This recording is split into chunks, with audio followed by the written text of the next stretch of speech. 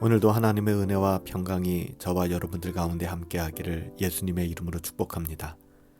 4월 1일 목요일 새벽입니다. 고난주간 특별 새벽 기도의 네 번째 날인데요. 오늘은 마태복음 26장 47절부터 56절까지의 말씀을 가지고 회개하지 않는 자와 기도하지 않는 자라는 제목으로 하나님의 말씀을 함께 상고합니다. 마태복음 26장 47절부터 56절까지의 말씀입니다. 말씀하실 때 12 중에 하나인 유다가 왔는데 대제사장들과 백성의 장로들에게서 파송된 큰 무리가 칼과 몽치를 가지고 그와 함께 하였더라. 예수를 파는 자가 그들에게 군호를 짜 이르되 내가 입맞추는 자가 그이니 그를 잡으라 한지라. 곧 예수께 나와 랍비여 안녕하시옵나이까 입을 맞추니 예수께서 이르시되 친구여 내가 무엇을 하려고 왔는지 행하라 하신대 이에 그들이 나와 예수께 손을 대어 잡는지라. 예수와 함께 있던 자 중에 하나가 손을 펴 칼을 빼어 대제사장의 종을 쳐 그 귀를 떨어뜨리니 이에 예수께서 이르시되 내 칼을 도로 칼집에 꽂으라. 칼을 가지는 자는 다 칼로 망하느니라. 너는 내가 내 아버지께 구하여 지금 12군단 더 되는 천사를 보내게 할 수 없는 줄로 아느냐?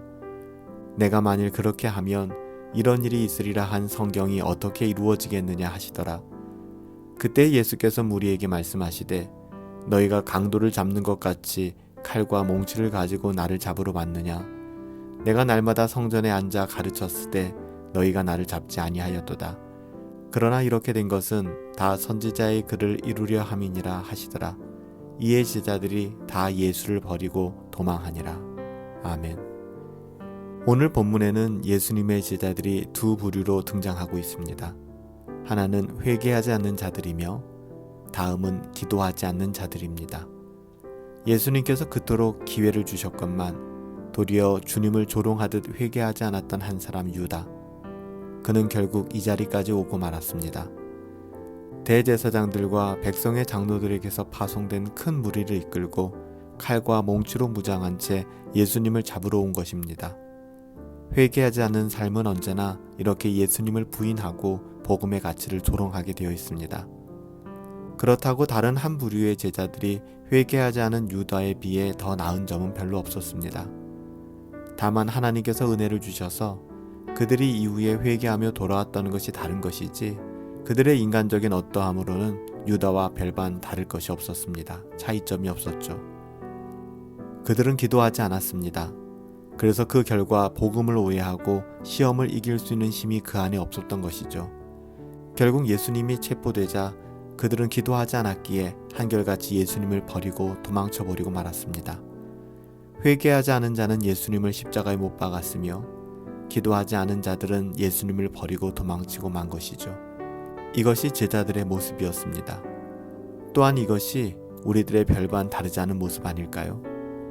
유다는 회개의 기회를 거부하였고 오직 예수님을 배신할 생각에 도취되어 있었습니다. 그리고 결국은 그는 예수님을 권력 있는 자들에게 넘기고 말았죠. 그런데 그 방법이 참으로 믿어지지가 않습니다. 인간의 교활함과 사악함이 그대로 드러나고 있습니다. 마태복음 26장 49절에 보면 랍비여 안녕하십니까 하고 예수님의 손에 입을 맞췄습니다. 하지만 이런 악함이 가득한 곳에 오히려 우리 주 예수님의 사랑이 선명하게 드러났습니다. 우리 주님께서는 이런 사악한 유다를 향하여 이렇게 말씀하셨죠. 마태복음 26장 50절에 보면 친구여 네가 무엇을 하러 왔는지 행하라. 유다는 예수님을 팔기 위하여 계획된 각본대로 예수님께 문안하고 예수님 손에 입을 맞췄습니다. 이 모든 것은 철저히 예수님을 배신하고 예수님을 팔아넘기는 행동이었죠. 그런데 예수님께서는 이런 유다의 생각과 행동을 아시고도 친구여 유다를 친구라 부르셨습니다. 내가 무엇을 하러 왔는지 행하라 이리 말씀하셨죠.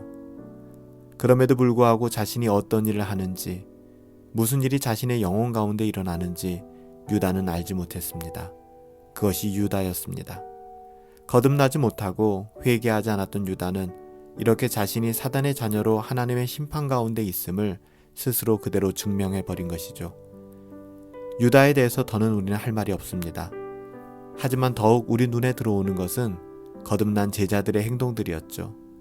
더 엄밀히 말하면 하나님의 은혜로 거듭난 하나님의 자녀들이 기도하지 않는다면, 기도가 없다면 어떤 상황까지 빠지게 되는가, 어떻게까지 그들이 타락하게 되는가를 있는 그대로 보여주고 있는 것입니다. 기도하지 않았을 때 거듭난 하나님의 자녀라 할지라도 혈기를 부리게 됩니다. 그래서 세상의 가치와 방법대로 칼을 휘둘러 버리고 말았죠. 예수님이 힘이 없어 잡혀간다고 생각했던 것 같습니다. 참 어리석습니다. 전혀 겟세마네에서의 주님의 기도를 깨닫지 못하고 있는 것이죠. 기도하지 않았으니 어쩌면 이것은 너무나 당연한 결과였는지도 모르겠습니다. 혈기와 세상의 무기로는 하나님의 나라를 이룰 수 없습니다. 하나님의 나라는 칼의 권세가 아닌 복음 안에서 부단한 자기의 부정의 과정, 자기를 부인하는 것, 즉 기도와 순종이 아니면 불가능한 것입니다. 둘째로 기도하지 않았던 그들은 예수님을 버리고 도망치게 되었습니다.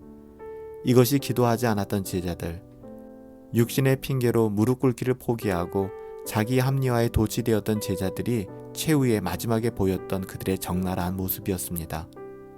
사랑하는 여러분, 고난주간을 보내며 이 기간이 날짜적으로 중요한 것은 아니지만 1년 가운데 이 기간을 통해 그리스도의 고난과 우리의 신앙에 대해 돌아볼 수 있는 것은 참 큰 은혜가 아닐 수 없습니다.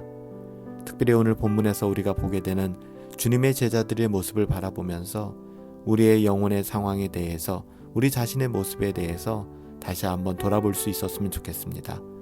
특별히 말씀과 기도를 통해 우리에게 은혜의 순환을 삼게 하신 주님의 배려와 사랑에 감사하며 주신 모든 것을 취하여 이 땅에서 복음의 가치를 누리고 전하는 삶을 살아가야 될 것입니다. 사랑하는 여러분, 회개하지 않았을 때 회개하지 못한 유다의 삶을 바라보시고 또한 거듭난 하나님의 자녀라 하지만 기도하지 않았을 때 혈기를 부리게 되고 또한 예수님을 버리고 도망치게 되었던 제자들의 모습을 통하여 우리들의 모습을 바라볼 수 있었으면 좋겠습니다.